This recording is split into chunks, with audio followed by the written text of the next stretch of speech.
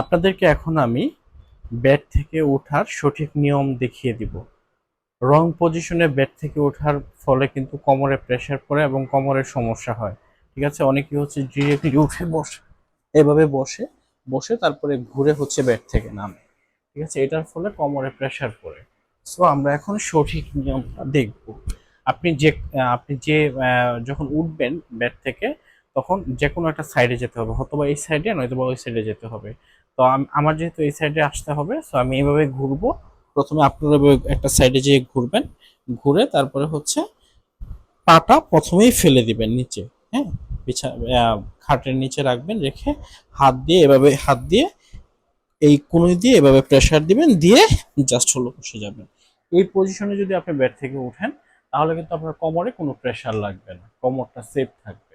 ভিডিওটি যদি ভালো লাগে একটু শেয়ার করে অন্যদেরকে দেখার সুযোগ করে দেবেন। ধন্যবাদ।